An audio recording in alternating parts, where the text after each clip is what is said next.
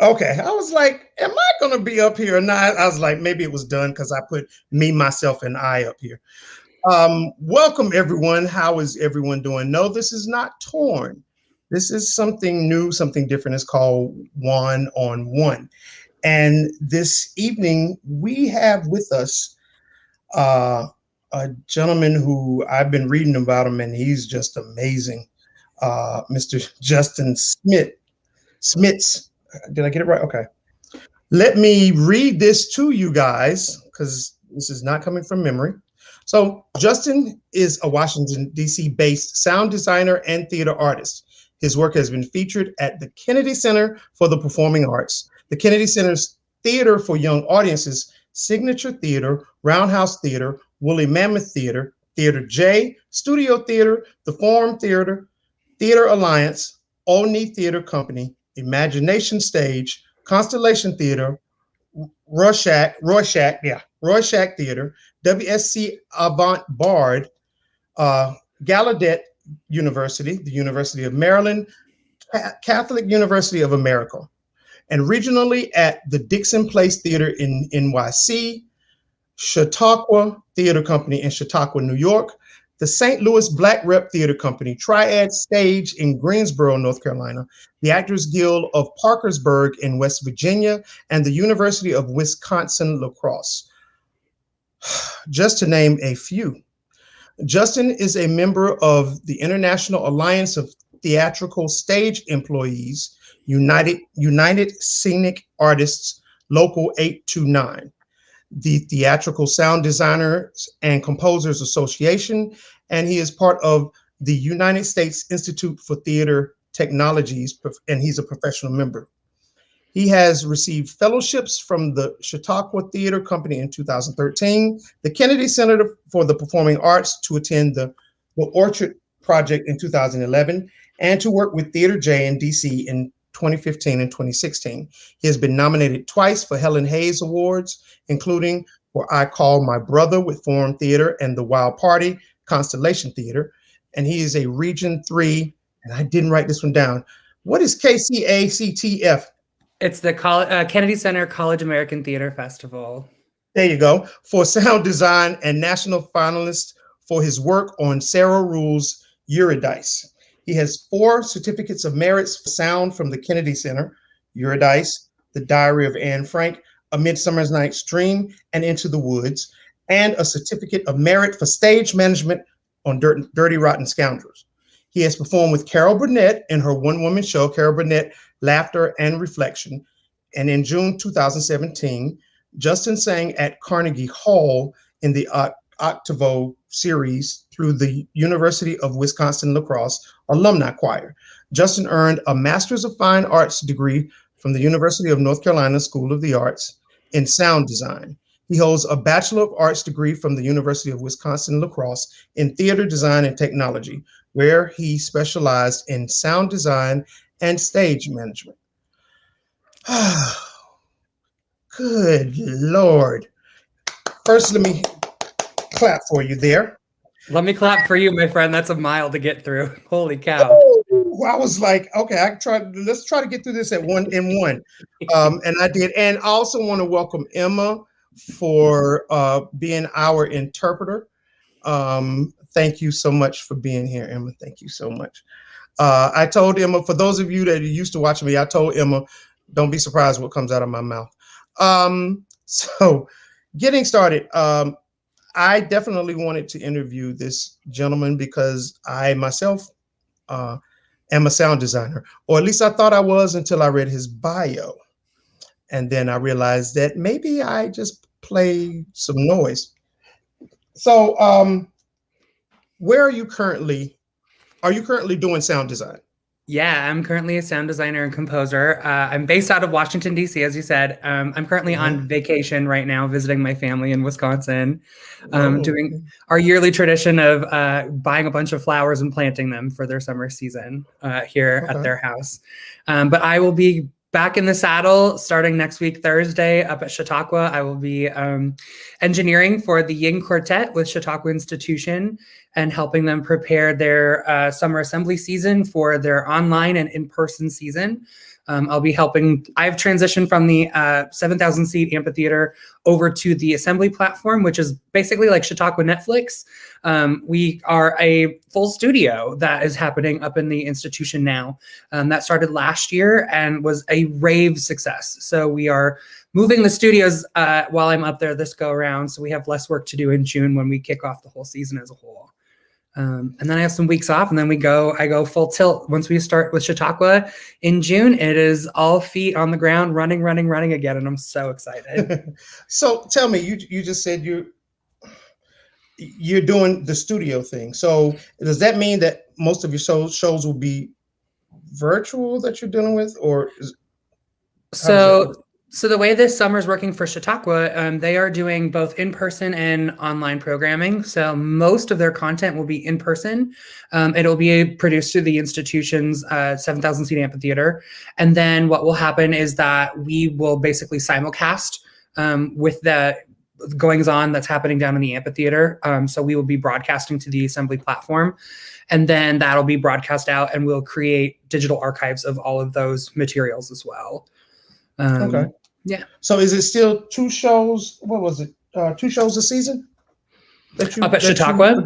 Mm-hmm. No. So it is essentially what will happen is that it is 5 events a day, 7 days a week for 65 days straight with their institution. Okay. Yeah. Wow. Okay. So, and before we get into the biggest thing that you're here for, I just want to go over some things. One of the things you said was with sound design,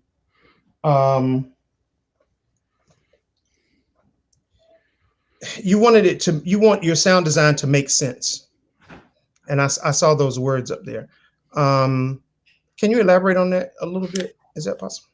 Yeah. So I always like to make sure that my sound design makes sense in terms of the world in which we're perceiving the show.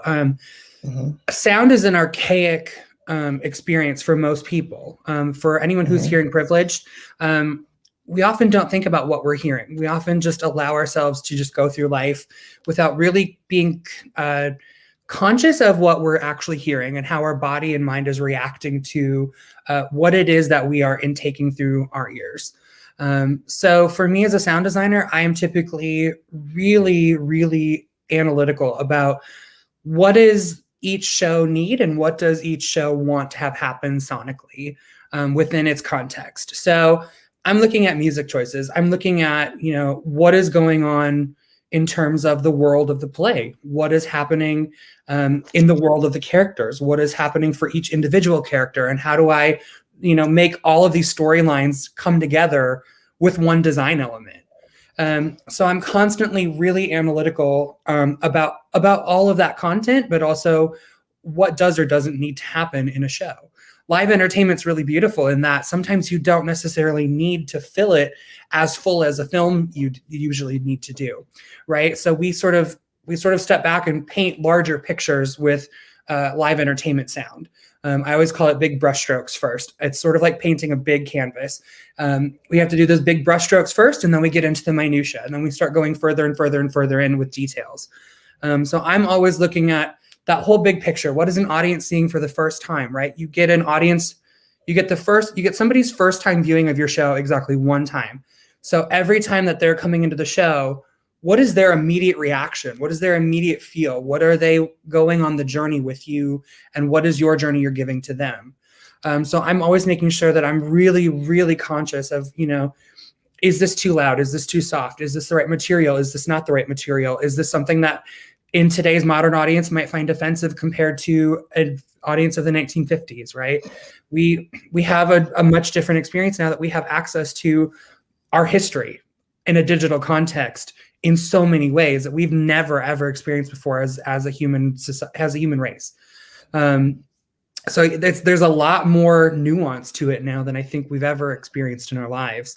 So I'm always really conscious and really aware of what we're doing, and what the audience is perceiving at the end of the day, right? They're the ones who need to keep coming back show after show, or telling their friends about it and being like, hey, if you've never heard a really great sound design show, like you need to go see the show. So Okay. yeah. Let me ask you. So how long have you how long have you been doing sound design? Since 2006 would be like the official start day of like when I started doing sound. Okay. Um, I've been dabbling in sound since I was a kid. I did piano when I was 5 years old, and I was playing piano and doing music lessons all the way through high school. I did voice lessons. God, when I was 14 and all the way through. So I've been in choirs. I've been doing everything. I actually got into sound because of not being selected for our vocal jazz group as a singer. I was selected as one of our technicians, and I found myself enthralled with the whole world of technical theater and technical digital sound production. And I hit the ground running, and I just ran with it. And it was a really exciting experience. So I did my first sound design in 2006 in undergrad, and off we went running. It was fantastic to jump in that world of sound design when I was young and very naive to the world at 19. And off I went. It was just like exploring. It was feeling everything out. Back then we didn't have QLab. We didn't have all those materials. We had mini disc players, record players, CD players, live microphones, and it was very experimental in everything we could do, and samplers and keyboards. And then, we started to get QLab together, and then we started going from there. But it was wild to get through all of that. I am glad that you kept talking because I froze. But when I came back, it was funny. I heard the one thing I was going to ask about, and that Rob talked about it, and I thought I was the only person that knew about it, and that was the mini disc player. Oh, I love the mini disc player. Yes, I'm like when they stopped making them, it just tore me to pieces because I used to DJ in Winston-Salem. Okay. And I DJ'd at a club called Club Odyssey in Winston-Salem, and the mini disc player was my backup DJ. So I would, pre-do mixes and stuff at home. And, that little thing could hold, 6 hours of music in stereo. And it was wonderful, wasn't it? Yes, it was. It was great. So it's just astonishing for me to hear people talk about that, because I felt like nobody else knew what a mini disc was. But yeah, I like that. So when you started, there was no QLab to do and stuff. So with that being said, what is your favorite form of sound design as far as equipment to use? Yeah, equipment for me, I love a Mac computer. I love QLab 4. It is so much easier to do work on now. But oddly enough, like sometimes there's those really experimental things where you're just like, we're going to try this on a sequencer, and we're going to play it all out, and maybe this will work, maybe it won't work. And I truly, like, I find myself working on QLab so much that it's like, for me, the thing I know is like tried and true and is going to stay steady and going to be fine. But like sometimes those really experimental things, like it's really fun to just like get in there and like do different things now. I really appreciate the DC theater community because we have some very experimental places that allow us to do wild, crazy things, and it's really cool to be able to do those things. Okay. Yeah, like I told you, I missed my mini disc, but I didn't really get into. I kind of got into sound by accident, and that was I like you, I did sound all my life. I just didn't know there was an official title to it. And a few years ago, I got into the sound design as far as theater goes. So all I have ever really known was QLab, and I had to teach myself how to use it. Of course, now I'm getting to know you and Rob, and I'm like, well, now I got somebody that can tell me what I'm doing right or wrong, but I kind of learned it. Yeah, that I missed the mini discs. I gotta tell you, it was so funny. I was at Chautauqua. This was maybe 4 or 5 years ago now. We had a group of acrobats that came in, and the sound tech had a deck of mini discs, like mini disc decks. And I was just like, I literally turned and I took a photo of the stack, and I emailed my undergrad professor, and I was like, they're not dead yet. They are still in action. Like, it was just fantastic. Oh my God. Well, look, you know what? I'm sitting here behind the screen. I have 3 mini disc players and home units. and two of them don't work anymore. And the other one I used to, mixes, I would change it over to CD, because if you do it optically, it'll read the tracking for you as well. So I would do that and make CDs, and two of them don't work. So I was like, I'm gonna go online and just get me another one. Get them before they're obsolete. It's the time. They already are. I know, but they're like $800 and $900. I'm like, no, maybe I won't get one. That's a little bit too much for me. But yeah, I wish I could. But okay, now let's get into why I know everybody's here. So the first time someone asked you to design sound for the hearing impaired, what was your initial thought? It really took me by surprise. I was really excited. I'm a yes and person. Every time I'm offered a show, I'm like, yes, great, cool. And then I ask questions later, which sometimes is great, sometimes it's really terrible. But like, it was really humbling to be asked to design sound for a deaf theater company. It was for Gallaudet University, and they were Ethan Sinnott, who's the program director there, emailed me and he said, "Hey, I need a sound designer for our musical. Would you be interested in doing the show?" And I stepped back and I was just like, yeah, absolutely. I'm down to do the show. I think this is fantastic. But I was a little nervous, right? Like I'm very conscious about offending and conscious about stepping in the wrong place at the wrong time and not being helpful, right? And the impact versus intent conversation that a lot of us are having right now is huge. So I emailed back and I said, I'm 100% on board. I'm absolutely excited to do this show. I'm curious, like, what do I do for you? What service can I provide that you're hiring me to do? And he said, come to first rehearsal. We'll explain everything in person. I think it'll make a lot more sense. And I said, okay, great. And in his email, he wrote that there was a possibility that I would feel very ostracized, very alienated, and very otherworlded. In so much as that Gallaudet is a completely ASL fluent school, very few people are actually speaking out loud. And so it's an other world. Like hearing people when they go to Gallaudet for the very first time notice a very different feeling. And it's because there's the absence of sound. Again, reaching back to the archaicness of what sound is, when it's all of a sudden not there, your brain is in fight or flight mode. And you're just kind of like, what's going on? What am I doing? How is this working? All those things. For me, I was like, this is a magical new concept. And I'm so excited to just be in this world of silence or in deaf silence, right? Deaf silence is very loud and very fun, actually. It's really great to see people having their conversations and not feeling concerned about the rest of the world, feeling judged, right? Like they are free to be whomever they are on that campus and experience and live their life and live their truth as they feel fit.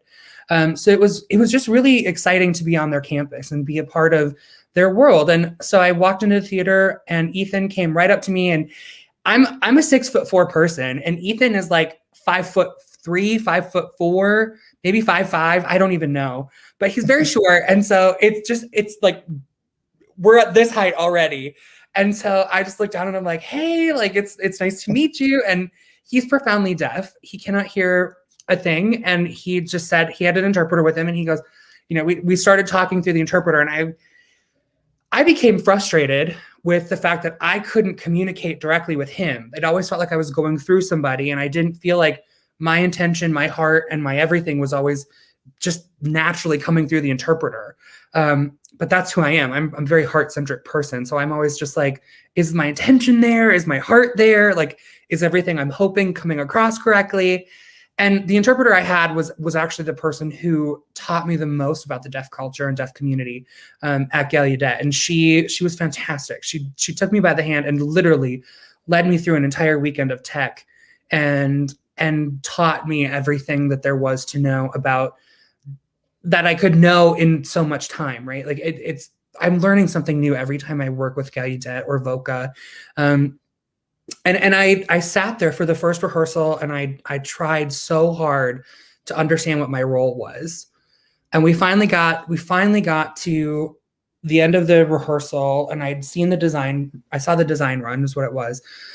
And I said to Ethan, I said, okay, what is it you need me to do? And he goes, I need you to be my hearing. We're hiring you to be my hearing, or to be all of our hearing, and to make sure everything sounds correct and sounds the way it's supposed to sound for a live theater production. Wow. No small feat. No small feat, right? Like, that trust, right? It's like, here's the keys to my car, my bank account, and everything. It's like, it felt like that level of trust. And I just was like, okay, wow, yes, I'm gonna do this. You know what? Like, I'm that person. I feel confident in this. Like, I feel safe in being that person. I've gone through my own things in life. I get what it's like to go through stuff. Like, there are a lot of similarities in our lives that we can translate across communication, right? Like, we can figure this out. So I started from that place, and I eventually started to just ask questions. I asked so many questions from a place of not understanding and a place of wanting to know better and know and do better and be a part of their world, and make sure that I made the production everything it needed to be for their enjoyment experience of that show. The best part about that show was it was Bunnicula, and it was a children's show, and it was completely imagination, and it was like, it was so fun. Like, there was puppets, there was kids, we had a celery monster come out of the refrigerator with smoke, lights, and mirrors. Like, it was just fantastic, and everybody was having the best time ever.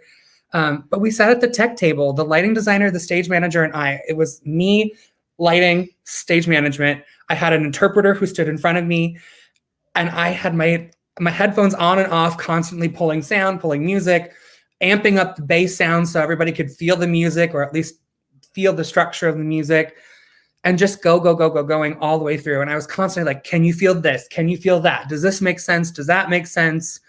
How can I help this? How can we help that? And the best part about Gallaudet is that it's all based on the round table. Everybody has a seat at the table. Everybody gets to have a voice in the discussions.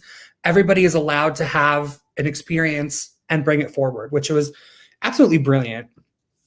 My interpreters that whole weekend, the first 2 days, were just the most important part of my access to their world. And every break we got, I asked questions. I was like, how do I sign my name? How do I sign thank you? How do I sign please? How do I get somebody's attention without feeling offensive? All these, how do I learn a language in 24 hours so that I can function and work with anybody, And everyone's like, are you actually trying to sign right now while sound designing? And I'm just like, yeah, why not? This is fantastic. So I constantly was just I was trying, I was taking baby steps and stumbling and falling and just, constantly in and out of my headphones the whole time. And my first production meeting, I will never forget this. We got to the production meeting, and everybody gets out chairs. Everybody sits in a big giant circle, and everybody goes around everybody has their notes. Everybody has their questions and their concerns, everything, you name it. So we get to the lighting department, who I've been sitting next to. His name's Casey Anelko. He's just one of my absolute dear friends now.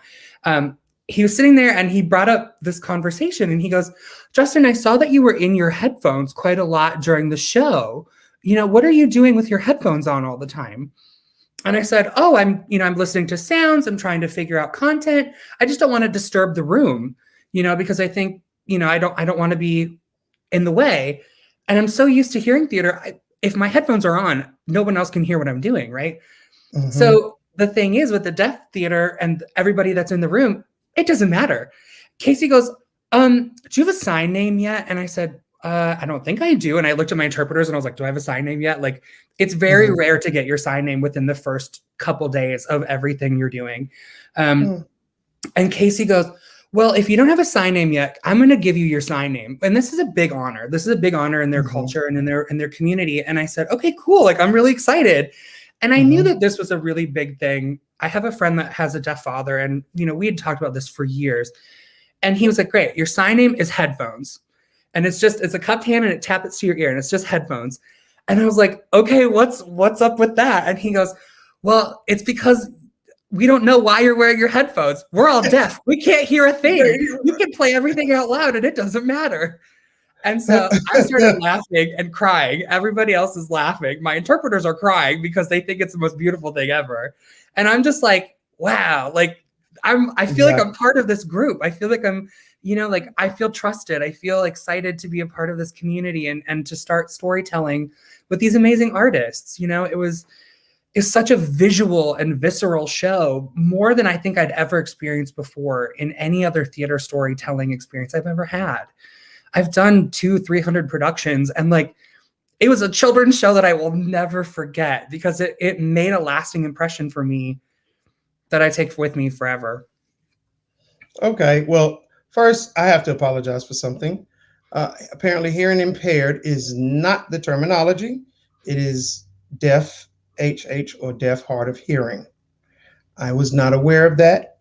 I will make those changes here. I don't know too much about what's working up in here. I'll make those changes here. And something you said about wearing the headphones. Well, first of all, I'm sorry. Tell us about the school. Tell us about Gallaudet. What type of school is it? So Gallaudet is a university. It is the original, I believe it's the original university for the deaf and hard of hearing that was founded, early 1800s in Washington, D.C., to help facilitate extended learning for the deaf and hard of hearing community. And it is now an expanded university. They have a football team, they have a soccer team, they have just a really large, beautiful, sprawling campus right down in Washington, D.C. proper. They have a wonderful theater program, they have a wonderful dance program, their arts are thriving, as well as all of their other studies. They also do education for ASL interpretation, as one of the few schools that has a full ASL interpreter program there. But it is based for the deaf and hard of hearing community, much like the Rochester Institute for the Deaf is that way as well. There are a few schools that are just deaf-centric and deaf and hard of hearing focused. So they produce like any other university does. They produce their students, they get their students work and income and jobs in the future and send everybody out to have a really successful career. I think the one thing that I love about Gallaudet's campus is it's so welcoming and it's so open and it's so, if you're on campus, you're there to be on campus, right? And everybody is like, it's non-judgmental, it's open, it's just, like welcome to campus. It's a really great space and everybody is free to be themselves. I think one of the beautiful things is watching over the years since I've been there since 2017 is watching some of the same students change and find themselves and feel the freedom to identify however they want to identify. And then watching other students have their success stories. Joshua Castile was a Gallaudet alum and he's now on Broadway and he's been on Broadway. He's been in Seattle at 5th Street Theater with Hunchback of Notre Dame when they did that production there. There are a ton of students from Gallaudet who just go and find amazing success all over the world because of their program and their connections for the community. Okay. One thing, for people that are watching that don't have all the information, could you tell them what ASL stands for? Yeah, ASL is American Sign Language. Thank you. Okay, yeah. That was it. I knew, but I just, we have some obviously some hearing viewers, and I want them to be educated just like I was just educated about not seeing, hearing impaired, because everything starts with someone talking or signing and explaining what is correct and what is not correct. So thank you for saying that. How did you come about being at Gallaudet? So somebody got my name. Ethan got my name from a collaborator he'd worked with before in town, and was also a friend of mine who was also a theater reviewer, John Stoltenberg. And he connected me with Ethan, and Ethan he told Ethan that of all the people he could work with for sound, that John had trusted me the most with a very sensitive nature of how that transition works and how how to essentially be their hearing, right, and hear, and how to produce content that is both For a hearing audience, for a loss of hearing experience, hard of hearing folks, and then for a fully deaf audience. One of the big questions I asked when I first started at Gallaudet was, who's your audience? Who's watching this show? And how do I cater for their needs? And Ethan said, well, you know, most of our audiences are deaf or hard of hearing. Some we have the deaf blind, which I had never met a deaf blind person in my life. I had never experienced that interaction. So it was actually on that first show, I met my first deaf blind person when we were out on dinner break.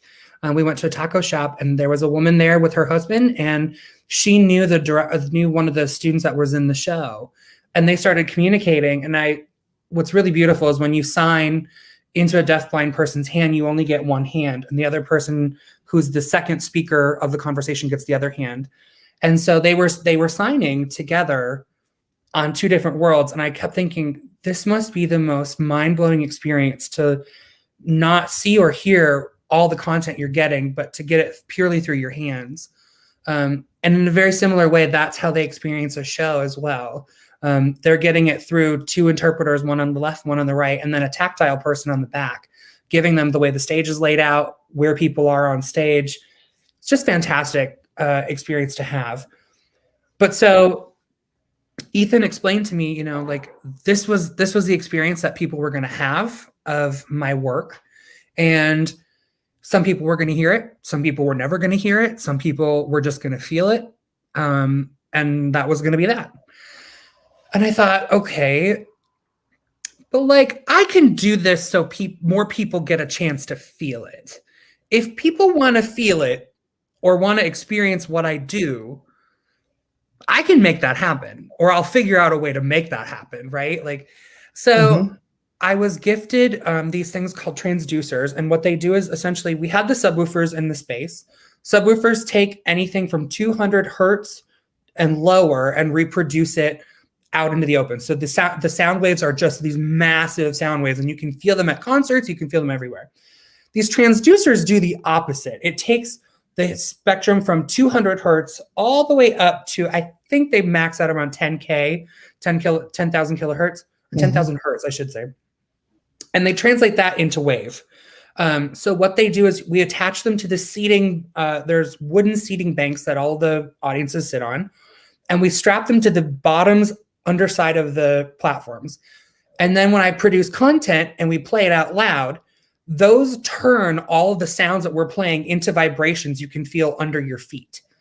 So what's really cool is you can almost hear, or you can almost feel the lyrics to songs being sung out loud in your feet.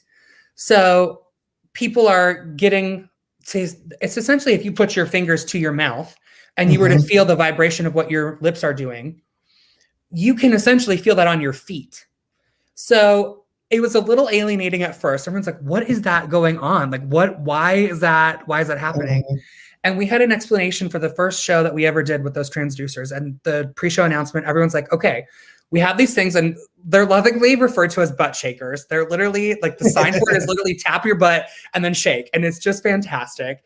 So they just call them butt shakers. And it was, your chair vibrates, right? So you can feel it on your chair, you can feel it on your feet. But it for them, they said it translates the part of sound that you can't hear into vibration so you can feel it. And every audience was just like, oh my God, can you feel that? Like, can you feel like that sound? We can feel that. And it was so exciting to see the number of audiences go, oh my God, that sound, like that's happening right now. And so we introduced them when we did A Raisin in the Sun on that show. And it was incredible because what we did is all the music that was happening in the show, right? There's a ton of music throughout the whole show. There's a specific part where Walter plays a record on a record player, and it's supposed to be this giant African tribal dance experience. And so we were stuck on how that was supposed to feel because the actor is hard of hearing, but his counterpart in the scene was profoundly deaf. And everyone's like, do we just act like we're dancing and go crazy? And we're like, no, like, let's try this out. So they could actually feel all of the beat structure for the music because of the transducers and because of the subwoofers on stage. So they actually choreographed themselves with the music and made sense for an ASL experienced audience. to connect the beat, the music, and the action on stage together, which was like really, really cool. Wow. Okay. I'm sitting here thinking about that. I'm like, what's coming in my mind is Universal Studios, because you have those rides where you feel things in your, and I'm thinking like, how did y'all do that for a whole theater off of, and without having stuff actually attached to the chair? But I actually love that. I'm like, wow. You were talking about the actors being hard of hearing or completely deaf. Yep. Have you ever had any plays? And I'm just assuming that the majority of the actors, actresses in the productions you do are hard of hearing. Have you ever had a play where there was a person that could hear in the play with the hard of hearing people? Yeah. So what's really exciting is that Gallaudet's casting is meant for people who are hard of hearing and deaf. That's their focus, is that those are the people that they will cast first. But sometimes they hire interpreters to be members of the cast, or students who are in that world.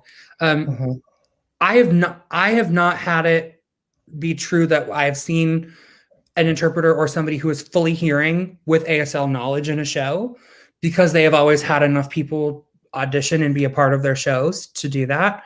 But what's really unique at Gallaudet is that they partner voice actors to voice act over everyone signing on stage. So they're essentially doing the reverse for a hearing audience, what we do for an ASL audience. Right. Which is really exciting. Okay. Yeah, I never thought about that, and until you said that. So yeah, that is exciting to have it in reverse.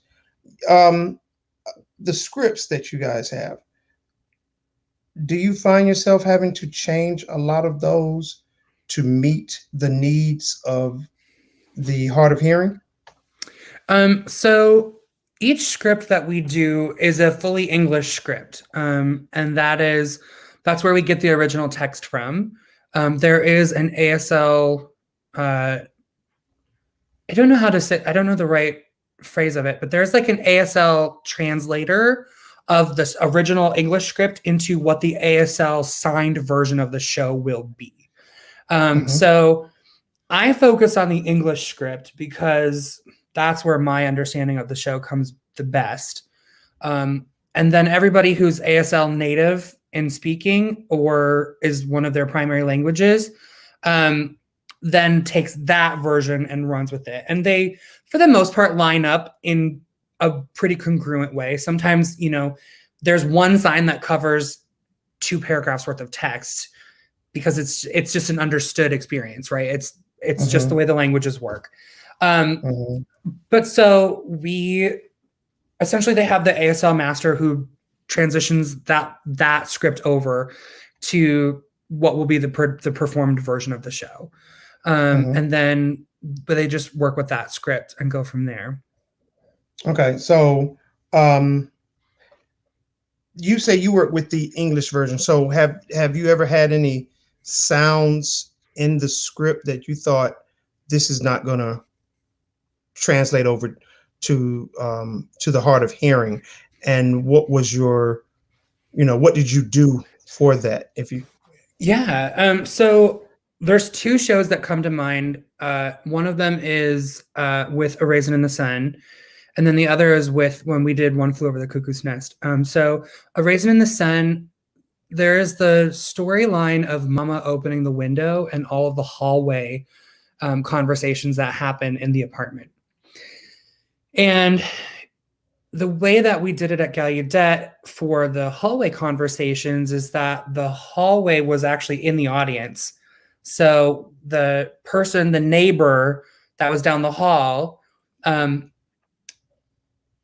when Walter would go to the door, young Walter would stand behind him and sign what he was hearing and seeing from the neighbor across. And then Walter would turn around to Mama, who was on stage, and sign everything from young Walter to Mama. And so it was sort of like telephone, essentially. One person would give the other person the content, and the content would move forward from there.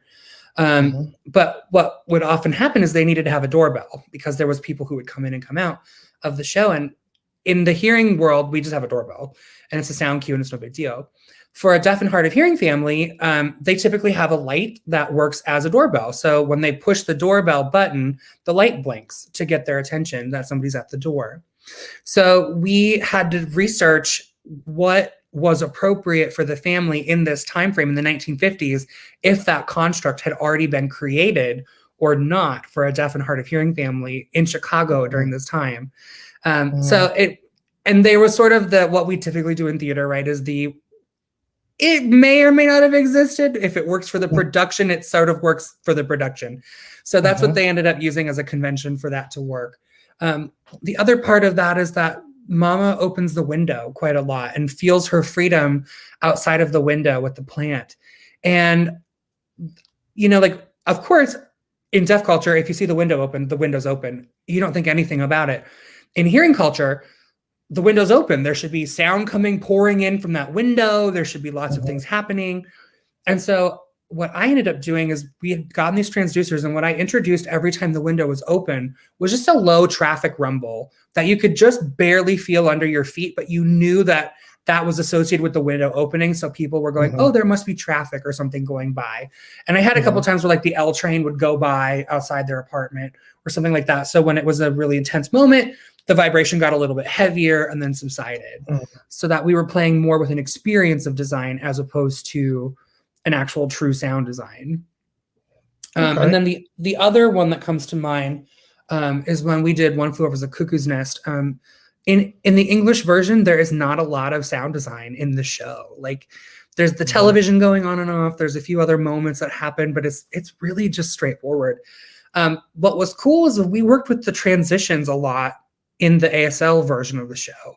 And what we ended up doing is, one thing the director really focused on was that the machine of the institution was the thing that they kept focusing on. And my brilliant associate sound designer, Tosin Olaflabi, latched onto that and pulled a lot of machine and mechanical sounds and started introducing those early into the scene, and started then helping me to construct the transitions so that we were really working on vibration and really strong intention of these buildups that were happening with all of the ASL. So, the actors were getting these really big heightened moments, and all of a sudden the machine was just pulsing, and the room felt like it was pulsing. And everybody, it was the first time we ever really did the transitions really, really well. Everyone's like, oh my God, this sound is so cool, because they could all feel it. And they were like, they were feeling the intensity drive up and become very, very othering, which is exactly what the characters on stage were feeling as well.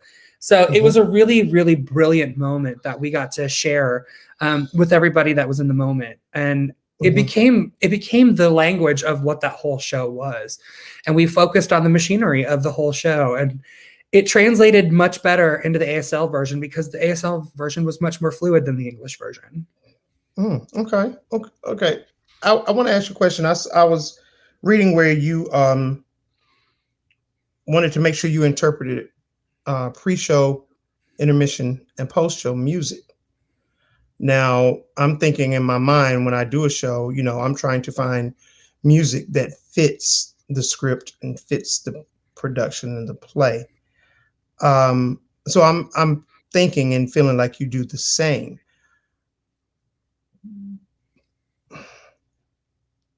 And I don't really know how to put these words out without, I don't want to offend anyone, but there's might be somebody out there to say, okay, well, just play something. It doesn't matter. What is your take on that? I always say that the show starts the minute an audience walks into the space, right? So the second the audience is in the space, the show has begun in some capacity. So if that is whatever they're walking into has to support the world of the play. I'm frequently trying to find what is the sonic world of the play from the moment an audience hits the lobby instead of the actual stage house itself. And I really love immersive experience. I love being able to feel like the world is alive the second you walk in. Because I think, we're so locked into our hearing that I have to put people at ease the second they walk in that door. A lot of people will just pick some upbeat music that just washes away because everybody's talking and alive and doing the thing, right? But for me, I pick content that matches the show, or at least matches a message in the show. So I always want something that is very, very relevant to what the play is. If we're doing like Ma Rainey's Black Bottom, I'm not about to pick, like rap or something like current. I'm going to pick more jazz standards of the era, or I'm going to pull earlier 1910, 1920, that sort of world of music that can at least give us the idea of frame of reference for the world in terms of time and in terms of color of sound. So like if there's old recordings, does that sound like it's coming from a record player? Does it sound like it's coming from a cylinder player from like the really early recording era? Is it coming from early radio? I think one of my favorite tricks ever to use is if there's a radio on stage or something on stage, one of the best things I ever do is I'll make that sound feel really large and intention driven outside of the world in the theater. But the second we start that show, I start fading it out from behind to the stage, right down to that speaker on stage that is the radio. And there's just something electric that happens with that move, right? You just sort of are like, and now we're in it. And you get a chance to just really feel like, okay, cool. And I think one of my favorite times I've ever done that was on the last night of Ballyhoo at Theater J. There was a radio on stage and we had Christmas music going in the whole theater, which was, funny and ironic because it's a Jewish community center and we're doing Christmas at their space, right? But it was a story about Jews who celebrated Christmas, and it was just really beautiful to be a part of. But so we pulled all of that sound all the way down to the speaker that was on stage in the radio. And we had a live pre-show announcement that happened every day. And the director and the associate producer would just stand right in front of where that speaker was and give their whole speech. And then when they would go out, the show would start with the radio turning on and coming to life and playing music out of it. So we were already primed to hear it from that spot and then let the show grow back out again. Okay. Yeah, okay, that's wild. Because I'm sitting here trying to imagine it. So I'm assuming in order to do that, you had surround sound as far as speakers go. Okay. Yeah. And I asked that because down here in good old North Carolina, I'm good if I get 2 speakers, and that's not happening. So, because I'm not using all 4 or 6 or 8 channels in QLab to do the show. Okay. That was just me venting for a second. Okay. Just let me have a moment. Sometimes you get the benefit of having everything. I've done shows on 2 cans on strings and a prayer. Like, I get it 100%. Like, sometimes you get the benefit, sometimes you get the doubt. I get it. Thank you. Oh, that's my saying. Yeah, you get the benefit or the doubt. Not the benefit of, but the benefit or. You just get it. Yep. And you have to run with it and do. Do you strictly do sound for hard of hearing shows? No, I like to say I'm a jack of all trades, sort of. I do shows for anybody and anybody who wants me to work with them. I love doing children's theater. I love doing live adult theater. I love doing theater for the crazy and insane. I love doing, like deaf and hard of hearing shows. I love doing experimental work. Recently I'm doing film now, which has been a really wild turn. But I'm really loving it. It's been a really cool experience to get new skill sets as a professional sound designer and composer, and really start to like polish up on like what I remember from grad school, right? Like in North Carolina at School of the Arts, we had the film school or the live entertainment design and production. And like the film school got all the film version of doing sound, and we got all the live entertainment version of doing sound. And like, the thing I wish I had done was a lot of crossover courses in like taking those film classes. Cause I think what I'm missing, right, is some of that just inherent film knowledge that everybody's like, oh yeah, sound people like just know film. No, we don't. Not everybody just knows film. We learn a lot. We don't. Right. No. Tell me which two questions. And you can answer them separately. Which is the most difficult for you, the hearing plays or the hard of hearing plays, as far as being a sound designer? Now it is back to the hearing version of theater. It didn't used to be. It used to be the hard of hearing theater, and it was because we didn't know what sound wanted to be for a deaf and hard of hearing audience. And now that we've created our own version of what sound experience is going to be for a deaf and hard of hearing audience, at least at Gallaudet and at VOCA. VOCA is visionary of the creative arts. They are an all Black deaf theater company in DC who hire everybody else to be a part of their productions as well. But so what is really fantastic is that both theater companies and producers look at sound for the deaf and hard of hearing experience as something some people will get, others may not get fully, but it is a experience design as opposed to it's just you stay in your lane. So I'm really worried and focused now when I'm designing for those companies about what is the experience of a deaf or hard of hearing person engaging with my work.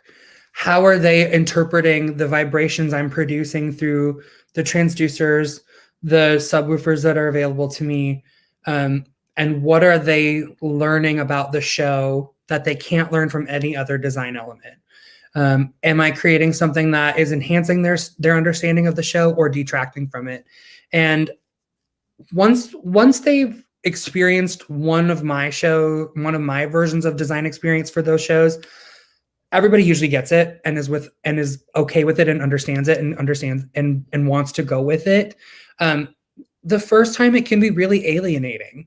And I still feel I get nervous when I'm there because I don't want to mess something up in terms of like my relationships with these people, but also I don't want to mess something up for an audience person who's taking the risk of coming to the theater for the first time maybe, or hoping that this theater experience is really built for them to understand the production in a way that no other live producing theater can do.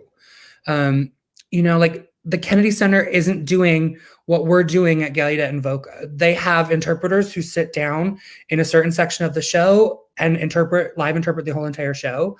There are people who do visual interpretation of the show for people who are visually impaired. So they wear a pair of headphones like this and they are narrated everything visually that's happening on stage. But again, they're not putting transducers under seats and trying to translate the show because those transducers are loud.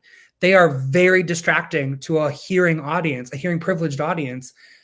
But in the spaces that we're producing deaf and hard of hearing theater, that doesn't matter, right? The audience's experience of what they're experiencing is what matters. So I'm really, truly focusing on how that works and how their experience is enjoyable or not enjoyable. And I've transitioned myself from saying a sound designer for deaf theater as to experience designer, because that translates better, in my opinion, and for a lot of people that are experiencing my work. I have a lot of friends that go that are deaf and hard of hearing that go see my work for the first time or have seen it at Gallaudet, and they're like, "Oh my God, your work was so cool! Like I never expected to feel that." And it's like, okay, good, we're doing the right thing, we're on the right track, we're on the right journey, like we're going in the right direction here. But we're still learning what that journey is. Gallaudet is looking at building a brand new theater soon, and we've been working on what does that look like in terms of audio reproduction for the seats, for the space, for how everything's laid out. What do I think we might need in that new space? What do we want to tell people? Well, we need to spend money on these things of equipment for people to get out of the show what they should get out of a show. And of course, every show is different, right? Like we might have a really great kid show that you need to experience everything in 4D and it's just like wham, and it hits you. Other shows are like, our show with Gallaudet with Raisin in the Sun, where it's really subtle. It's really, really uniquely just low key and nuanced. So, yeah. Okay. I got it. I got it. Well, let me ask the follow up that I was going to ask. You just gave me a bunch of stuff. I'm just writing stuff down. Like, I need to ask this. I need to ask it. I need to ask this. And I may know the answer to this one already, just from your actions. Which is your favorite, for the hearing or for the hard of hearing? Doing sound. Oh, that's tough. That's a really tough question. I'm gonna use my cheat and I'm gonna say both. And here's why. Every time I do a show, it becomes my favorite show. Because of who I work with. For me, it's like who I work with, the things that we take out into memory, and the things we always look back on. I've had equally brilliant moments in both hard of hearing, deaf theater experiences, and I've had that in hearing experiences as well. I think some of my favorite memories when I think about theater come from my deaf and hard of hearing moments, because I was welcomed into a community that I was never, ever in a million years thinking I was ever going to be a part of. And I've been welcomed with open arms, and I really appreciate those people's trust of me as a designer and as an experienced creator, because I never in a million years thought that I would be designing any theatrical content for a deaf or hard of hearing community. And to do so is just absolutely brilliant. It's just brilliant. Okay. Now, explain to the folks watching what 4D is. So 4D is four-dimensional. So you're thinking about, oh my God, it's like the whole experience, really. I was trying to I was going to label out all the Ds, but I cannot remember all of them. Essentially, like, you're working with your senses. So it's like 4 of the senses, right? You're working on sight, touch, hearing, smell, and then you'd have the other, which would be taste. But in a lot of 4D experience, you're smelling things, you're hearing things, you're feeling it around you, which can also sometimes become the tactile feeling experience, and then obviously seeing the production live. So in the deaf and hard of hearing world, since I can't do what I would typically do in regular hearing theater, which is put the sound all around an audience, I do that through wave propagation through speakers and the transducers on stage, which makes it feel like it's a really encompassing experience. Okay, I appreciate that. Teaching others, I wrote down teaching others. Is that something that you're doing or thinking about doing, teaching others how to do what you do with sound design for hearing impaired? Is that happening? Yeah. So I actually have 2 assistants that work with me at Gallaudet and Voca. Tosin, who's been my associate in DC theater in my regular hearing gigs and also at Gallaudet. She's worked with Dog and Pony Show, which is a deaf and hearing amalgamated theater group in DC. And I said, hey, would you be interested in assisting or associating on the show at Gallaudet? And we've now done a couple shows together. And then one of the mixers I have who engineers shows for me quite often, her name's Caitlin Sapp. She has also done, in her bachelor's degree, she did an entire research project on deaf sound design and deaf and hard of hearing theatrical sound design. So she ended up contacting me when I was at Olney, and she was like, if you ever have an opportunity, I want to work with you. And I was like, great, I will try to do my best. And so what we did is I kick it out to them. I said, hey, I'm doing this show. Here's what I can offer. Here's what we're doing. If you want to be a part of it, let me know. If you don't, and you've got to do other shows and do other things, I get it. But let me know. And somebody comes out, whatever they need to do, they want to be a part of it. They don't, I get it. It's cool. But they're learning and they're an active part of our creation of these shows. And I really love that I have two incredibly powerful young designers and contributors to the sound world who are female or non-binary identifying, and Tosin is a wonderful woman of color, who are taking these mantles up and are helping to create the next step of like who will continue to design for deaf and hard of hearing theater companies. And in the times where I can't do those shows, or I'm not asked to do those shows anymore, it is my hope that they get to carry that on and carry that forward and teach the next generation after me, or ahead of both of us. You know, like I'm only 33. I'll be 33 in June, right? Like I hope, you know, I've had people that are older than me, like Rob called me and he was like, "You're doing sound design for the deaf and hard of hearing. Talk to me about this. What is this going on?" And I was like, "Okay, well, you're my mentor. Of course I'll tell you about this." Like, you know, and so like we had a really great conversation, and I've taught to many people about just that work. And that was a full circle moment with Rob. Like Rob has known me since I was like a pee-wee little like sound designer hopeful in undergrad when I went to the Kennedy Center for College Theater Festival. And he was one of our mentors there, and he taught us a lot. And then like having him flip the script, like he's a Tony winning sound designer. Like, you know, I'm just like Rob Kaplowitz, you know, like then like him being like Justin Schmitz, who knows all of this stuff. And I'm just like, what? Oh my God, this is full circle moment. I know that was a great moment. It had to be. Let me two more things I have to ask you. I'm thinking this is supposed to be an hour, but I'm interested right now. So I got two more questions, Lauren. Well, first of all, I didn't ask this yet because, okay, it's what about wearing masks and making theater accessible for deaf and hard of hearing? But I would think that part wouldn't matter, right? Because on stage, correct? Well, it depends on the location and what's going on with each place and company, right?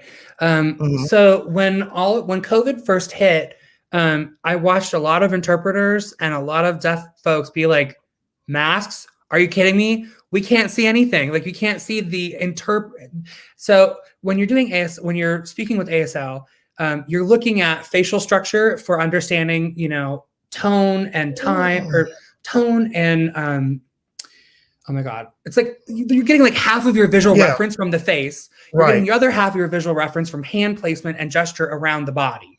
So you're cutting off one half of the whole entire need for language access. So a lot of folks were, you know, very, very quick to be like, okay, great. So masks are wonderful, but we need to be able to see the mouth and how it's moving to understand the other half of the language. So there were a couple folks who like grabbed masks and cut out the face structure here around the mouth and ended up sewing like shower curtain liner to that mask, because essentially shower curtain liner doesn't fog up. And the clear stuff is perfect. It smells terrible, right? It smells like vinyl and it's awful, but like it works, right? Like you can still wear a mask over your nose and your mouth, and you can still get the articulation of the mouth in that experience. That said, there hasn't been a lot of theater. So I think like we're sort of in a weird world of like, up in DC, like theater's been closed. Some people have been doing film or recording shows. And in that instance, we're using closed captioning services, which has been, you know, helpful. I've been really pushing for having interpreters and closed captioning available for shows if we can afford it, and that we can make that a part of something.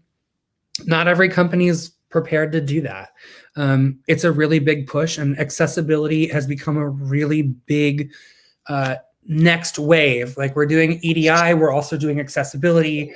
You know, people are starting to turn really big gears and shifts in the way that these companies are run. And not everyone's ready for that just yet, but a lot of people are also like putting it into action. So I'm hopeful. I'm very hopeful that we get big change coming.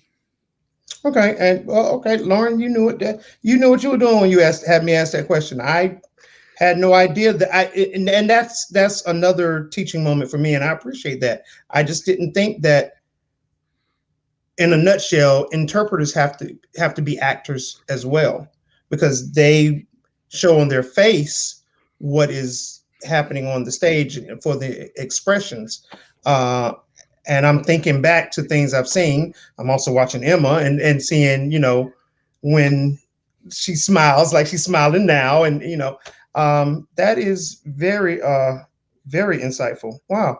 Okay, so have you ever done a show for hard of hearing and the same show for hearing, and you, because from what I'm hearing, I like the hard of hearing shows better because the vibrations, but you try to take what you did with the hard of hearing into the other show, into the hearing show?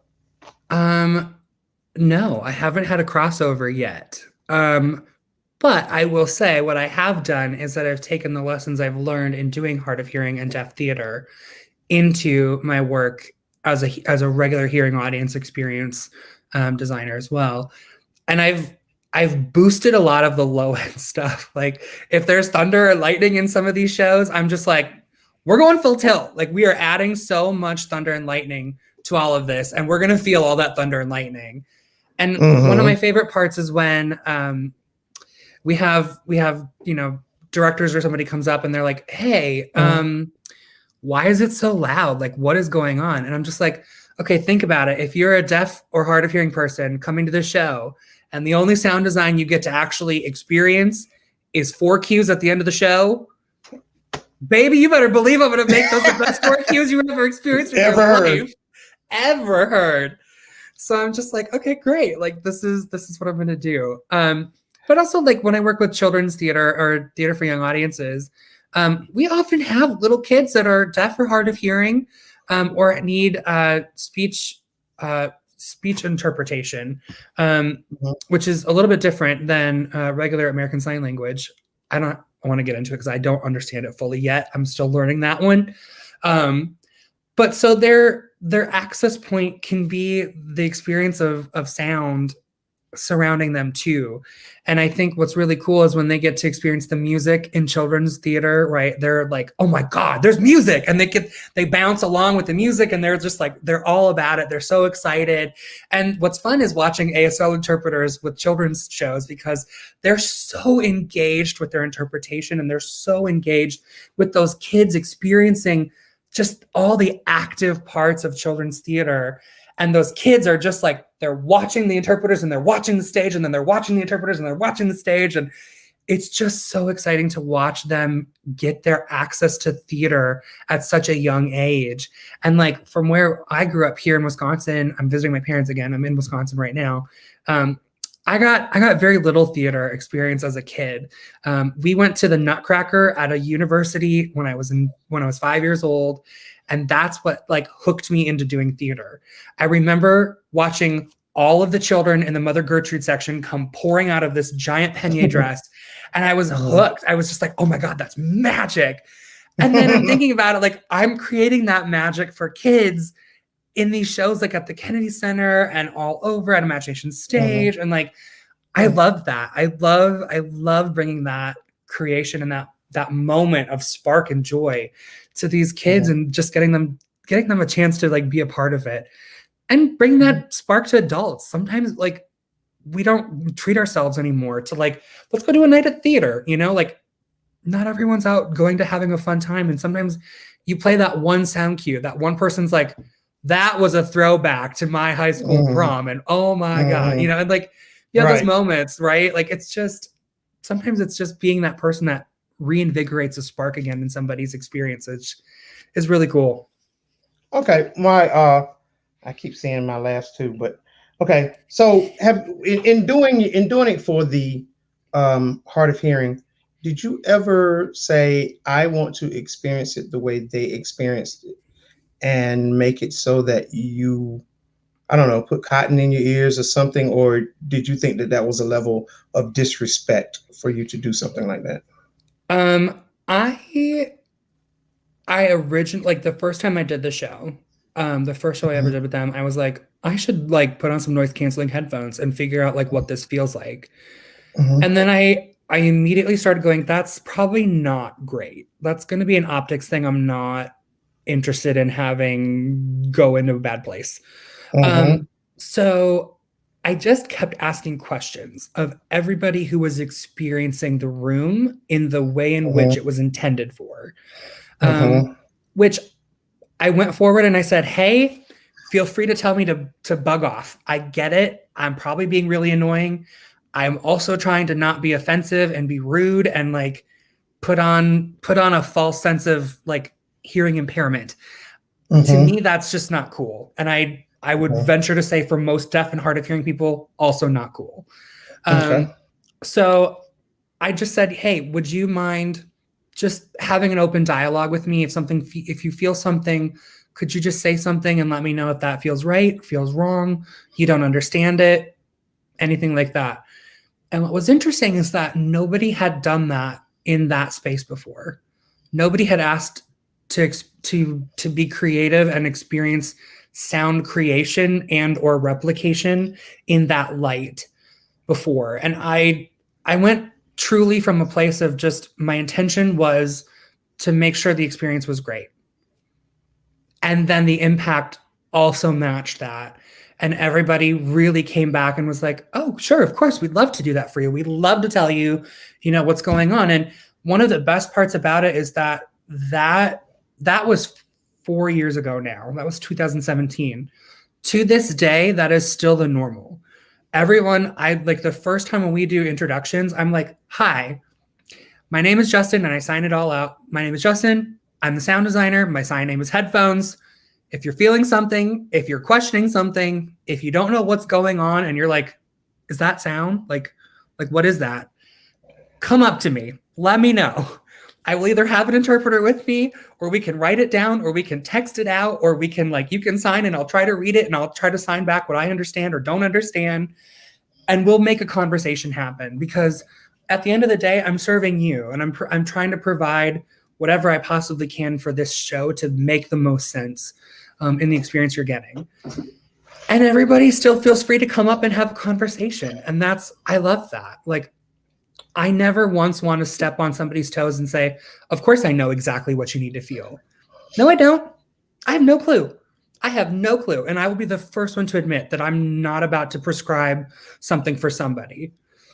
Give me your information and I will translate it the best I can. If it doesn't work, we'll change it. We'll change everything. I'll do what I can until the last second. So. Okay. Everyone watching, I want that to be a lesson to you for everybody, whether they are hard of hearing, whether when it comes to race and everything.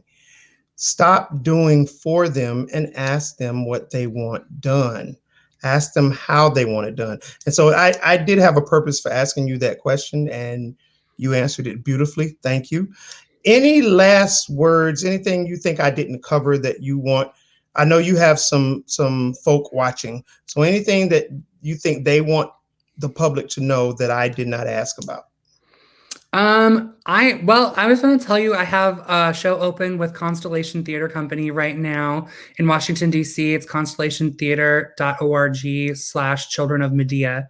That is one of the biggest film sound designs I've done right now. And it's for a hearing audience. There's captions provided on the on-demand platform, it's a really brilliant one-woman 75-minute show that I was really excited to do.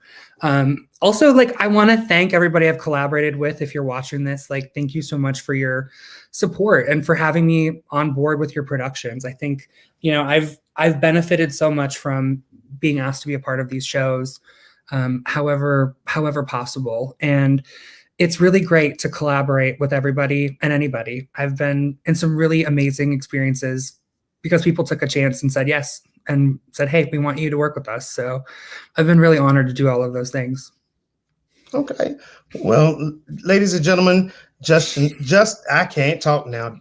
Justin Schmitz, ladies and gentlemen, as you can see, JustinSchmitzTheater.com is his website. I'm sure he would love to hear from people and maybe answer some questions.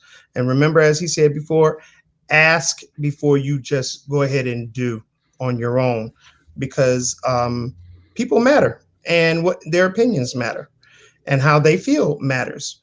And so I want to thank you for being up here. I was like, what am I going to ask him?